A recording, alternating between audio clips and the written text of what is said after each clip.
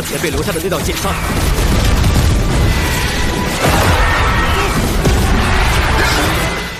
Woyo, balik lagi sama Ketua Sekte dalam pembahasan alur cerita Donghua Throne of Steel episode 178 ya guys ya.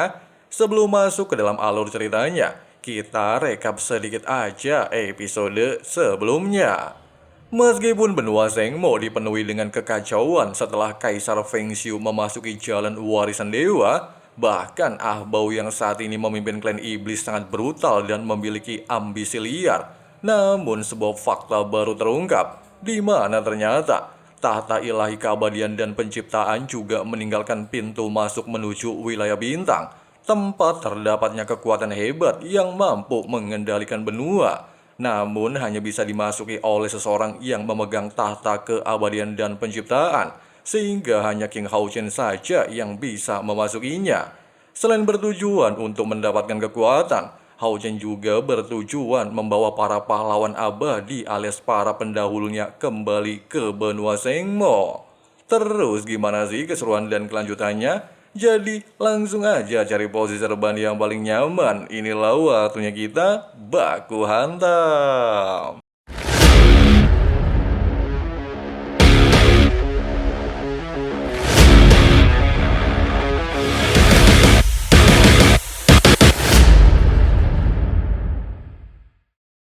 Singkatnya, Hao Chen membawa rombongan menuju Gunung Suci dan bertemu dengan tetua Zixian. Tujuannya ingin membuka portal wilayah bintang dengan token pemimpin kuil aliansi.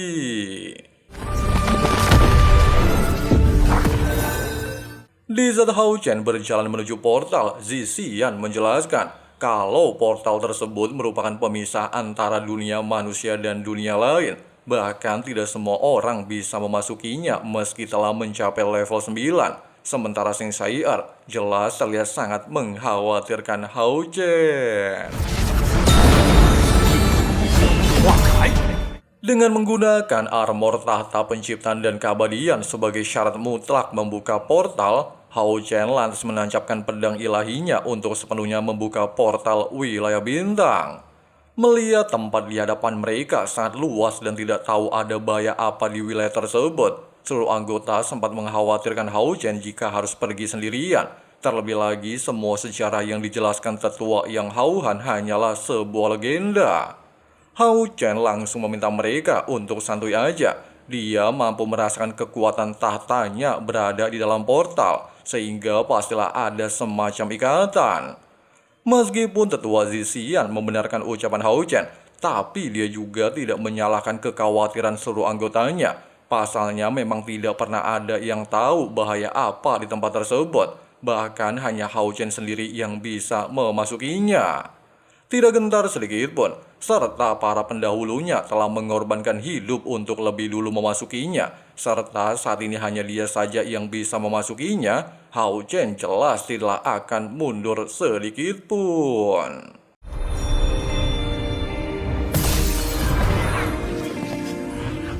Sebelum Hao Chen benar-benar pergi, Seng Sai'er memintanya untuk mengutamakan keselamatan dan kembali hidup-hidup, sehingga mereka bisa mencari solusi lain. Dirinya akan tetap berada di depan portal untuk menunggunya. Tidak ingin calon bininya khawatir, Hao Chen lantas memberikan kecupan manis di dahi Seng Sai'er. Selain berjanji tidak akan lagi membiarkan Sai'er sendirian, seluruh anggota dan aliansi sedang menunggunya, sehingga Hao Chen pastilah akan kembali dan membawa seluruh kekuatan.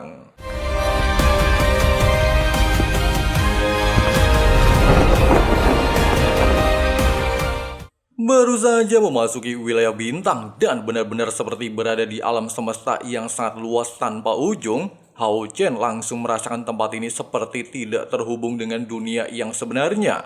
Dalam keadaan kebingungan, Hao Chen tiba-tiba dikejutkan dengan sebuah suara yang mengatakan kalau tempat ini bukan wilayah bintang yang sesungguhnya, melainkan hanya sebuah jembatan penghubung bagi orang yang dipilih. Sedangkan medan bintang yang sebenarnya merupakan tempat paling kacau dan berbahaya di alam semesta. Para monster di tempat ini berasal dari para dewa yang telah gugur, mampu menggunakan aturan wilayah bintang untuk melakukan baku hantam. kekuatan mereka setidaknya berada di level 9 tingkat 5. Sedangkan proyeksi yang dilihat Hao Chen saat ini merupakan gambaran wilayah bintang, membuat mereka merasa lelah harus terus bertempur dengan para monster tanpa aturan. Belum sempat Hao Chen mengajukan pertanyaan tentang rasa penasarannya, suara yang berasal dari sebuah cahaya kemasan lantas memintanya untuk mengikutinya.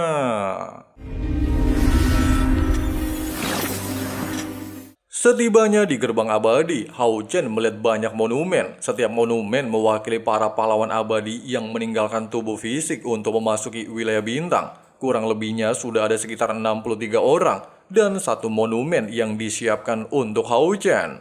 Tepat ketika dia meletakkan tangannya di monumen tersebut, sebuah ledakan energi terjadi dan memperlihatkan sebuah api kehidupan. Selama Hao Chen hidup, api tersebut akan terus menyala. Begitu juga dengan sebaliknya. Dengan kata lain, setiap monumen tanpa api kehidupan di tempat ini sudah menandakan mereka mungkin telah koit dan hanya ada 4 monumen dengan api kehidupan. Setelah mengucapkan terima kasih atas para jasa pahlawan yang berjuang untuk manusia, Hao Chen lantas mencoba untuk membuka portal menuju wilayah bintang yang sebenarnya.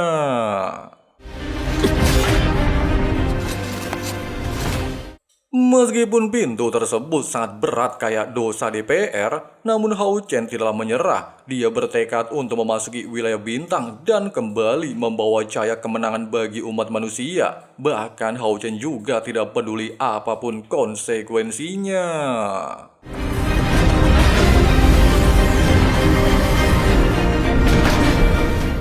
Hal mengejutkan terjadi. Seluruh jiwa dari para pendahulunya yang udah koit tiba-tiba saja bangkit dan membantu Hao Chen untuk benar-benar mampu membuka pintu abadi.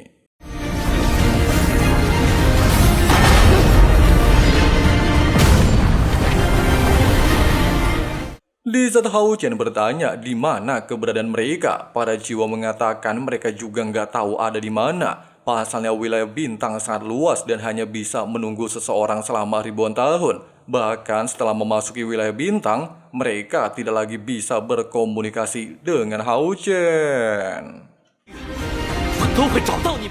Di tempat lain, ketika seluruh anggota ingin tetap menunggu di tempat ini dan bertanya kepada tetua Zixian tempat untuk berkultivasi, sebuah kejadian aneh tiba-tiba saja terjadi, sehingga membuat Zixian langsung menyadari adanya hal janggal. Pasalnya gunung suci selalu disembunyikan, sehingga tidak mungkin ada fenomena aneh seperti ini.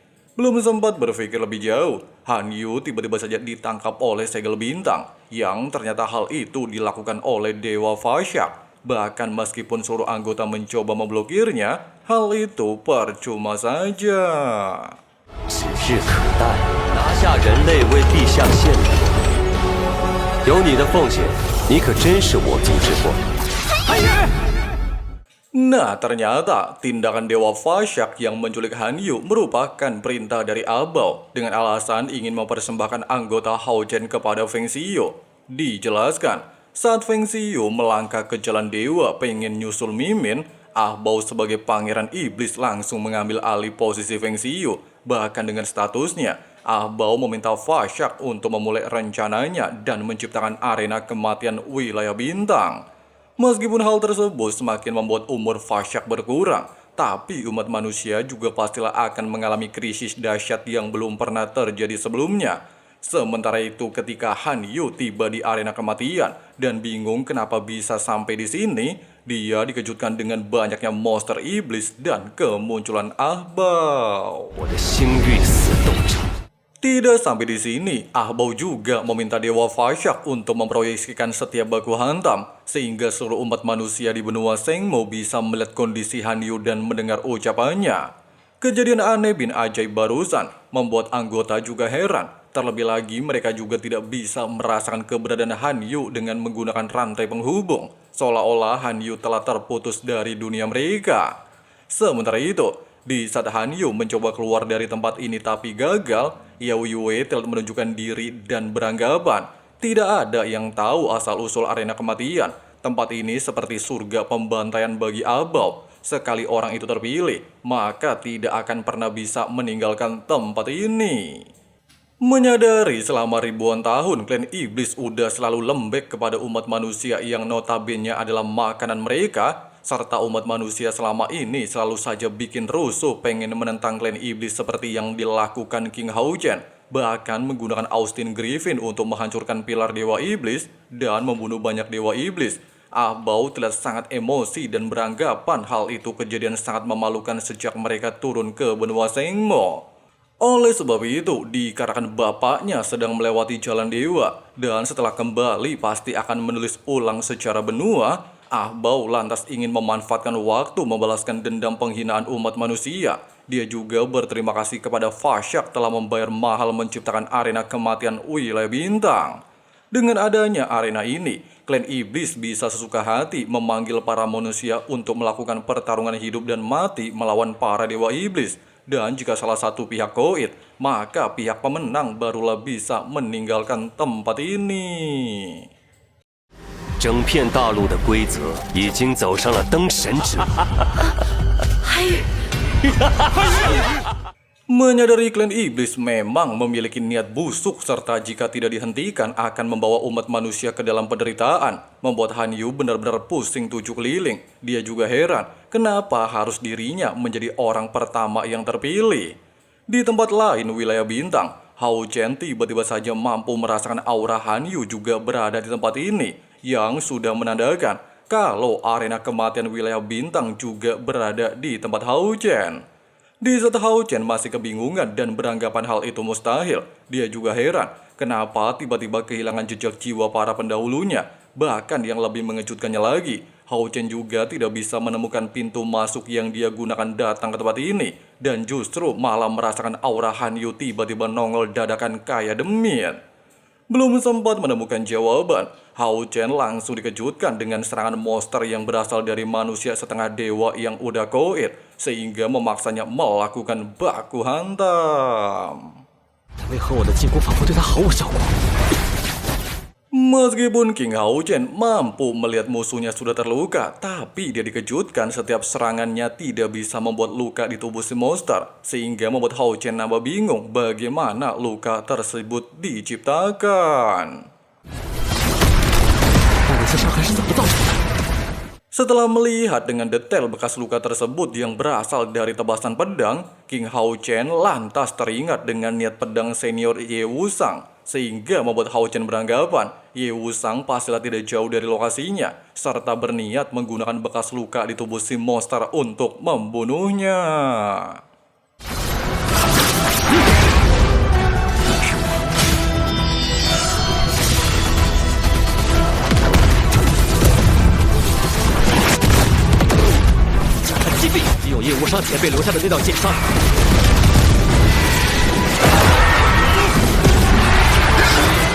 Setelah berhasil mengalahkan si monster bebeduk, Hao Chen dikejutkan dengan kemunculan sebuah kristal, di mana kristal tersebut merupakan kekuatan aturan yang sebelumnya diceritakan oleh tetua yang Hao Han. Bahkan dia juga mampu merasakan memang terdapat kekuatan aturan di dalamnya. Memikirkan hal itu, Hao Chen justru kepikiran sama Han Yu. Pasalnya dia merasakan auranya berantakan, sehingga dia menggunakan kristal aturan untuk menemukan lokasi Han Yu.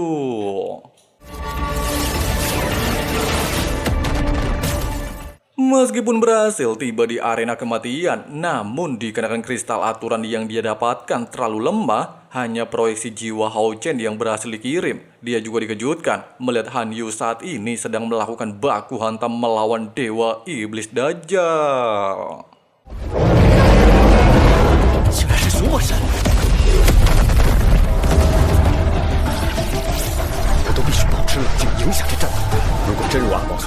Mengingat pewarisnya koit di tangan kelompok Han Yu, si Dajjal lantas berniat untuk membalaskan dendamnya. Sedangkan Han Yu justru teringat kalau dewa iblis di hadapannya merupakan sosok yang telah membunuh kedua orang tuanya. Sehingga dengan kata lain, pertempuran mereka memang sudah diatur sedemikian rupa oleh Ah Bao.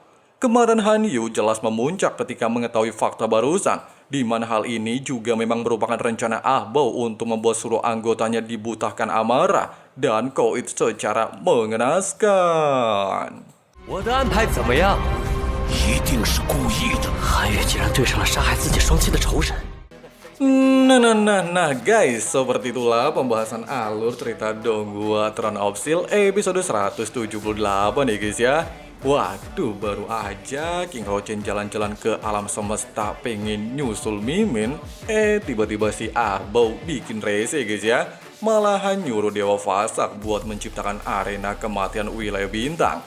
Tapi yang lebih mengejutkan, arena tersebut ternyata berada di wilayah bintang tempat Houchen berada ya guys ya. Waduh, gimana keseruan nantinya? Kita tunggu aja di episode selanjutnya ya guys ya. Oke lah, makasih banyak buat teman-teman yang udah nyimak sampai habis. Di sini Abang Frank si ketua sekte undur diri dulu. See you and bye. Got a fine little body and her mind's kinda naughty. They say that once you taste it, you cannot replace it. She could get you high, all the dopamine inside triggers fast once she's naked. Her body's a creation.